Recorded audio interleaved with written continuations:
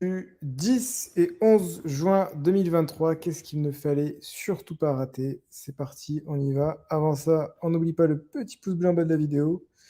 On s'abonne à la chaîne, on clique sur le lien dans la description pour accéder à plein de choses hyper intéressantes, en tout cas du très très lourd, pour tous ceux qui veulent faire des choses très sympas avec les NFT. Voilà, c'est parti. Alors, j'ai pas énormément de news, mais j'en ai une qui est longue, donc je vais la faire à la fin. Dans les petits trucs, un peu sympa mais intéressant, OpenSea permet d'annuler son offre sans payer des frais de gaz. C'est bien, c'est bien. Par exemple, vous les avez ici. Vous avez, vous faites une offre de collection, vous allez signer, vous voulez annuler. Normalement, si vous voulez annuler, de base, par défaut, c'est payant. Là, non. Là, vous pouvez annuler autant de fois que vous voulez, et ça gratuitement. Ce qui paraît assez ouf, parce qu'en général, du coup, quand on fait des offres et quand on regrette, ça peut être pas ouf. Ça va mettre en place plein de nouvelles stratégies, plein de nouvelles choses possibles, donc possiblement plein de trucs hyper intéressants là-dedans. Voilà, donc clairement à voir, mais ça peut être du lourd. Ensuite, les CryptoPunks, c'est le 6e anniversaire aujourd'hui. Enfin, aujourd'hui, le 9, il y a 3 jours, mais bon, on va dire aujourd'hui. 6e anniversaire des CryptoPunks. Voilà, évidemment, l'une des collections majeures, l'une des collections les plus importantes.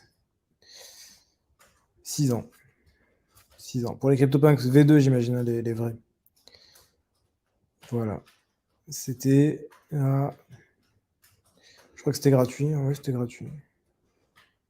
Enfin, l'Ether était à 279 $. Pas de whitelist. Rien du tout. Voilà, apparemment, ça ressemblait à ça. C'est intéressant.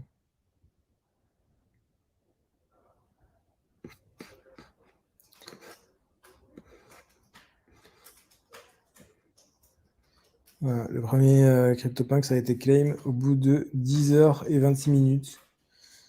Ce qui paraît une éternité. Et ensuite, Straybit, ça a été un peu moins con. Et il est arrivé et il a récupéré tous les aliens, dont un qu'il a revendu quelques années plus tard pour la modique somme de 11 millions de $. C'était une bonne journée, mais il ne savait pas à l'époque. Voilà, ça ressemblait à ça. Ouais, je suis de l'invalable, quoi. Voilà, comment avoir un punk. Vous téléchargez le wallet.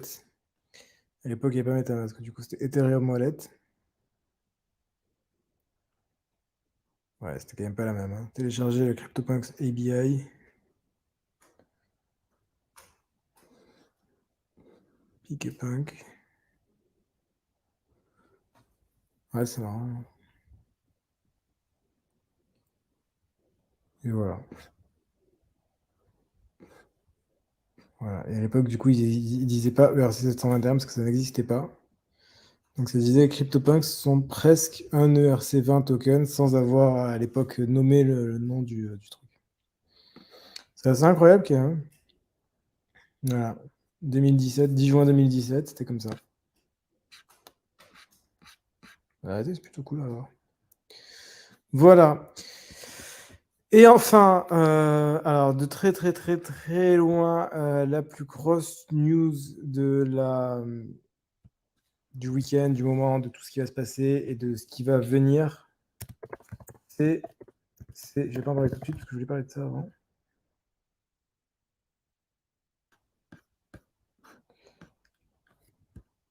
Non, mais je peux parler de ça. Allez, vas-y, je vais en parler tout de suite. C'est la proposition 2167. Voilà.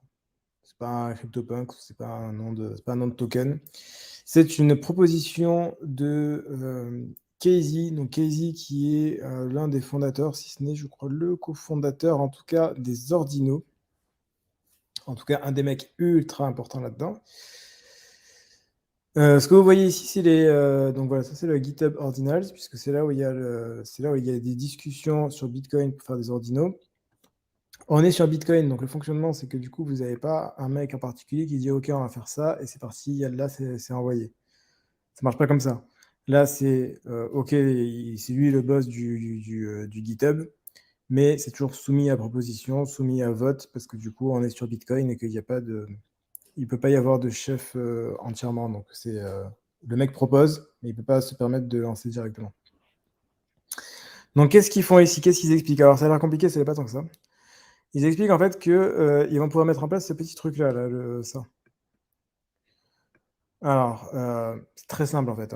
Ça, qu'est-ce que c'est? Si vous avez sur un ordinateur n'importe lequel, vous remarquez que ça, en fait, c'est simplement un répertoire.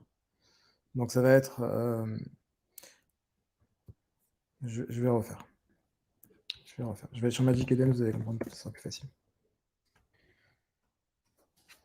Je prends une collection, Bitcoin Frogs.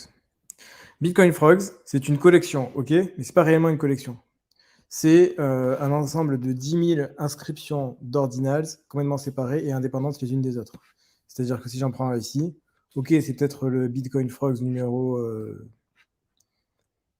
D'ailleurs, il n'y a pas de numéro, mais ça correspond simplement, c'est simplement l'inscription 411 572. Et l'inscription suivante, 411 573, ça peut très bien être un Bitcoin Frogs, comme ça peut être quelque chose d'autre qui n'a absolument rien à voir. Et d'ailleurs, on voit, c'est des inscriptions séparées. Donc chaque image est séparée. Et quand on dit c'est une collection, c'est pas vraiment une collection, c'est simplement que c'est toutes les images qui appartiennent plus ou moins au même endroit.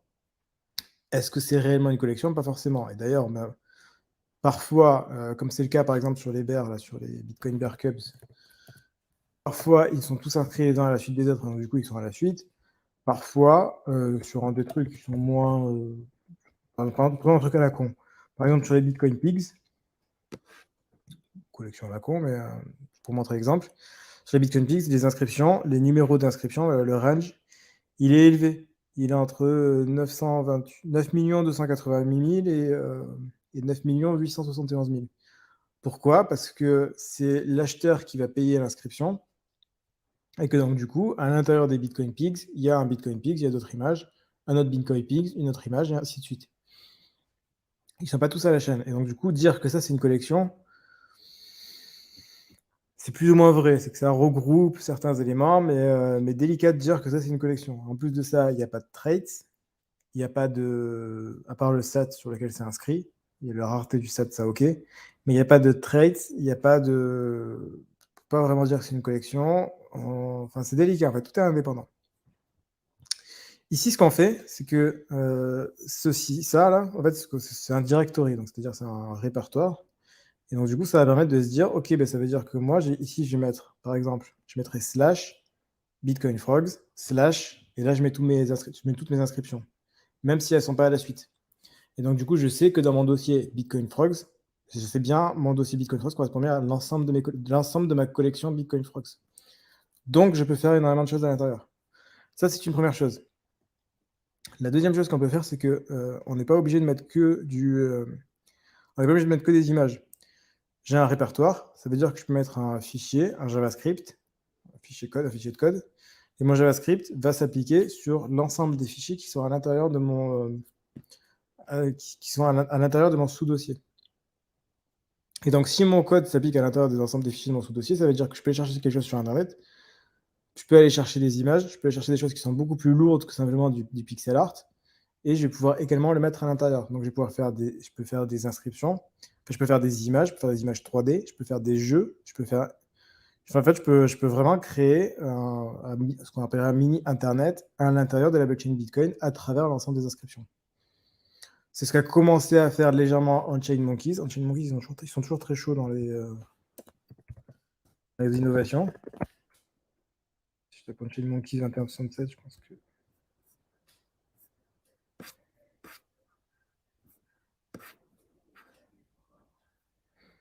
Non, voilà, du coup, forcément... 2167, si tu tapes juste 2167, maintenant je dois retrouver tout ça. Voilà, Unchained Monkeys, voilà, qui sont là, ici. On a une image qui n'est pas juste du pixel art, qui est une image en JavaScript, qui peut être faite parce que je vais mettre un bout de code, que le bout de code, au final, il fait que quelques kilo-octets, et que du coup, mes quelques kilo-octets à l'inscription vont me coûter la même chose que si je fais une inscription d'une image globale. Donc voilà, donc ça veut dire que prochainement, il va y avoir beaucoup plus d'innovation, beaucoup plus de hype, beaucoup plus de gens qui vont chercher à faire de l'argent avec ces trucs-là. Et donc ça va être la course à l'innovation, à celui qui arrive à sortir le truc le plus innovant possible rapidement, à celui qui sort quelque chose qui va changer de l'ordinaire, à celui qui sera le premier, le premier. Donc dans les prochains jours, dans les prochaines heures, surveillez absolument tous les mecs qui vont dire le premier jeu sur Bitcoin, la première collection 3D sur Bitcoin, le premier bout de code, le premier Flappy Bird sur Bitcoin. Tous ces trucs-là vont débarquer. C'est sûr. Et je vais d'ailleurs essayer de voir un peu si je peux pas faire un peu de code moi aussi. Parce que pourquoi pas. Tant qu'à faire, autant essayer. Voilà. Donc c'est pas une news qui est passée, c'est plus loin parce que pas inaperçu, mais bon, c'est une news d'initié.